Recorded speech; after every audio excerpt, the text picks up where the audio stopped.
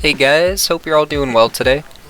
In today's video, I'm going to be answering probably the most asked question I get playing Skate 3, and that is how to trickline. I never have an answer for this whenever people ask me, so I figured, hey, I'm going to make a video explaining it in detail and hope that helps you guys. So just like my video on foot planting, the reason I can never answer people who just ask me how to trickline is because there's just simply way too much that goes into it. Like there's too many steps combined into the one thing for me to actually be able to answer this over text. So in this video, I'm going to go over a lot of like the staples in tricklining with you guys. I couldn't go over everything. Like, if I went over every single thing about tricklining, this video would be like 2 hours long, and that's just way too much. So I'm gonna go over pretty much the fundamentals of tricklining and give you guys a solid base to work on here. The rest is gonna be up to you. Hopefully with this video you guys will be able to start making good progress towards becoming an actual trickliner and start to impress some people on this game.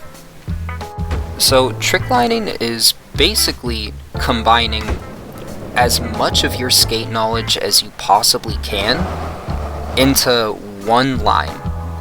So I like to think of tricklining as you showing someone, hey, I think this is really cool. Check this out. And then you just start skating.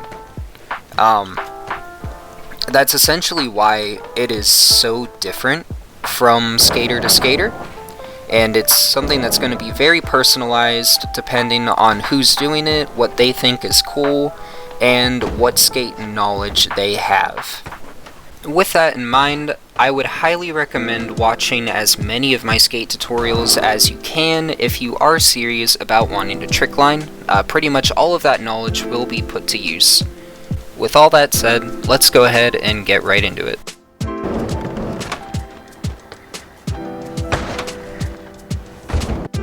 Ollie popping is actually pretty simple. You're just going to land in a nose manual or manual on a sloped surface, and then right as you land, you're going to do a trick. The timing is really what's key here. If you do it too soon, you might accidentally do a late flip and end up dying, and if you're too slow, it's just not going to work at all. There are a lot of spots here at Mega Park you can ollie pop. I'll go ahead and show you some of them here in these clips. Now, ollie popping is probably the biggest staple when it comes to tricklining. I think almost anybody who's played this game has seen it by this point. You can even do it up here on flat ground after you do the car glitch, and this time I made sure to do a manual ollie pop so you can see the difference. There's a lot of other spots you can do it at here. I couldn't really show all of them, but feel free to experiment. And let's get into the next step.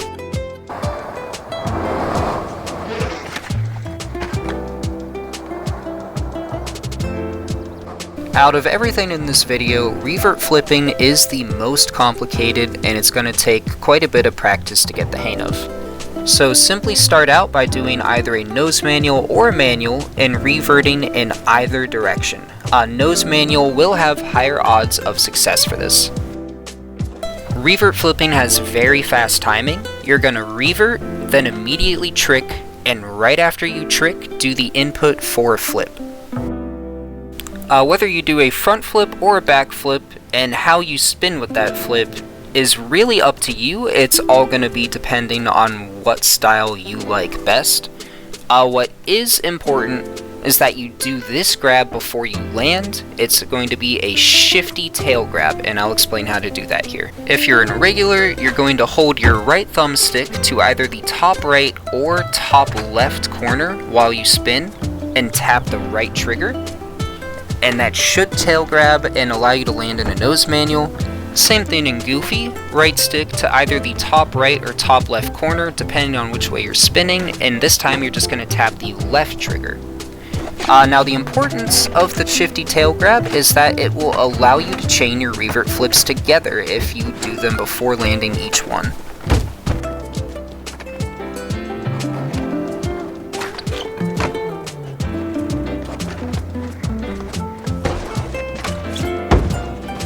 The no-comply flip is thankfully a lot easier to pull off than revert flipping, and it's one of my favorite things to do. I use it in a lot of different lines. It can be done anywhere on flat ground as long as you have enough speed, and it works with either a back flip or a front flip, and you can do it anywhere that there is an incline like here. If you skate regular, you're simply going to press the X button followed by an ollie to no comply, and then quickly do the input for either a front flip or back flip. And if you skate goofy, you're going to press the A button followed by an ollie to no comply, and then do the input for either a front or back flip. You can also flip on flat ground after a fast plant. You're simply going to make sure you have enough speed, and then use RT and A if you're in regular to do the fast plant, and then quickly follow this with the input for a flip. It can also be done in goofy as well. You're simply going to use the left trigger and X to do a fast plant, and quickly follow that with the input for a flip.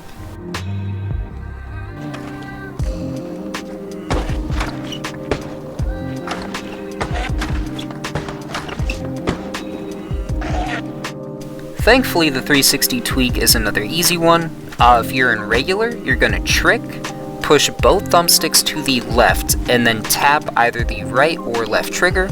Just make sure you don't hold the trigger, otherwise it's going to kill you. And if you're in goofy, you're going to trick, push both thumbsticks to the right, and then once again tap either the right or left trigger. Just make sure you don't hold the trigger in. Not only is this useful for tricklining, but it can also be used in flat ground competitive as well as after foot plants. It's really just a must-have.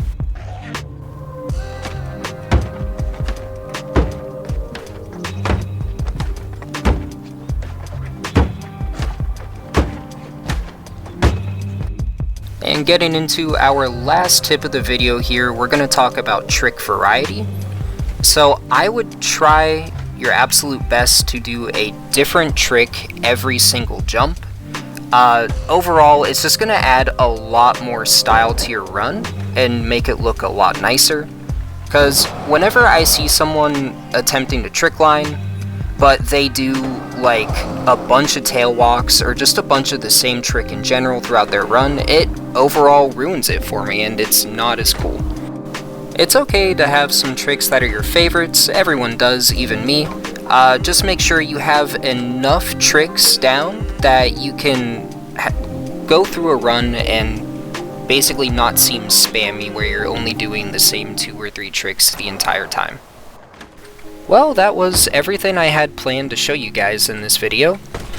As I said, tricklining is essentially just a combination of all your skate knowledge into a run that you think is going to be cool for other people to see.